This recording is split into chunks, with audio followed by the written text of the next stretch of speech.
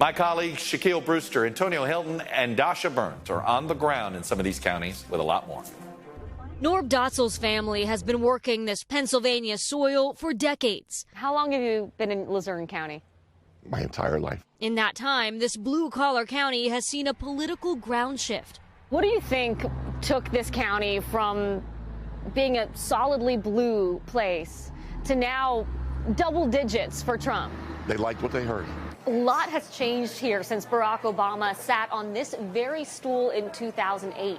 Luzerne County had elected Democrats since 1988, but that all changed in 2016 when Trump won here by double digits, and he did it again in 2020. I don't think the Democrats value the blue-collar worker anymore. Cameron Cox is a self-described former Blue Dog Democrat, a union man. He didn't vote for Trump, but he did recently re-register as a Republican.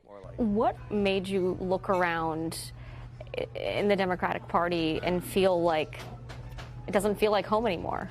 Go to work in cowboy boots or work boots, fire-resistant clothing, being covered in grease. Go to a Democratic Party event and look around the room. See if anyone else looks like you. They don't. The county's GOP chairman credits the party's gains here totally to Trump, but he wonders whether the change will last. In 2022, my biggest concern is, are the voters that voted for Donald Trump going to come out in that election? Unlike Luzerne, affluent Delaware County, Ohio, has been a long-time GOP stronghold. But like Luzerne, its politics are pivoting. This is Melanie Farkas. She's a Democrat running for local office here, but she thinks she has a shot because of some of the changes in this county. Donald Trump won Delaware County by 16 points in 2016, but that margin narrowed to just 7 points in 2020. I think the politics of the last 4 years has made a lot of people rethink their party. That's what happened to Merv Rowland, a lifelong Republican, now a registered Democrat. It's just turned into reality TV. You know, it wasn't about policy. It wasn't about, ideas. It was just about conflict, about good TV. The rapid population growth has also had an impact on the politics. Young families like myself are calling that home now. Lindsay Gard grew up as a Delaware County Republican, but then she moved away, and when she came back, she brought a new political identity with her. I have a son who has some unique medical needs. That's one of the issues that I have found myself more progressive than I thought I was. Healthcare reform has become very important to me. Lindsay's dad, Carl Gebhardt, still identifies as a Republican. He voted for Trump in 2016, but later stepped down as the county's GOP chair because he couldn't support him again. When we talk about Trump's margins narrowing in 2020, you were a part of that. I was. I'm hoping that that's being realized, because if not, then there's going to be this group of people that are out there wandering around the political wilderness. But current GOP chair Steve Kuckler says people like Carl will come home for the midterms. Folks don't like the ineffective withdrawal from Afghanistan. They don't like gas prices. They don't like the milk prices going up. And I think at the end of the day, everybody's going to be coming home, and the midterms will be very successful for us. This is Antonia Hilton in Anson County, North Carolina, a quiet, rural community with more churches than anything else.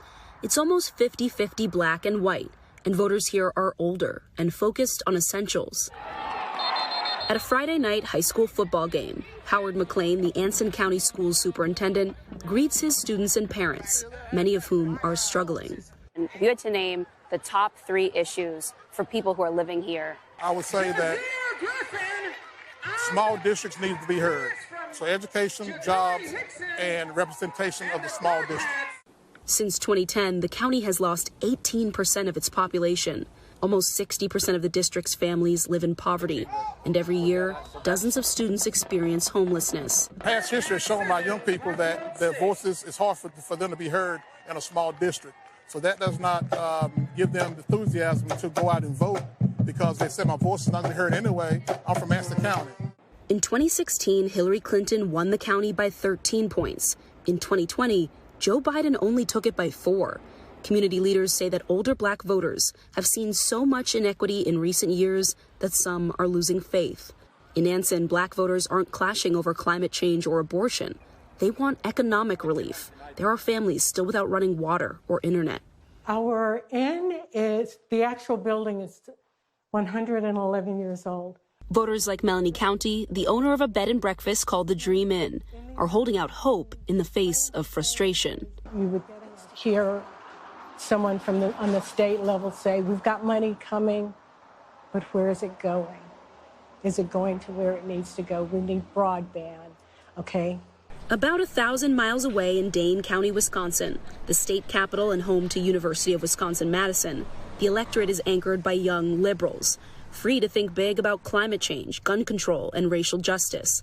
Sophomore Chandra Chauhan is a norm, not an exception here. With my generation, we have never lived in a period in which America has never been in a crisis. She interns for Alex Lasry, one of the Democrats fighting to take a Senate seat from Republican Ron Johnson. Do you think young people are going to show up for these midterms? Historically, they often sit them out. I think 2020 was more substantial for America, was more substantial for the voting population than we realized. And I think 2020 taught people the importance of showing up. 2020 also showed the importance of their state. Joe Biden beat President Trump by less than a percentage point.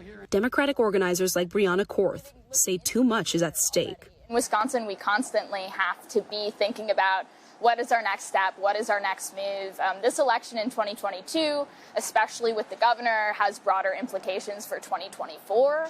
Thinking about voting rights, like activism within the office to make sure that people like students have the right to vote in all elections is hugely important.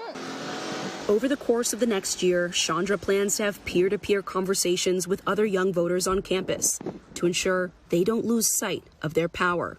I want people to know that their voice does matter, and that starts with the vote.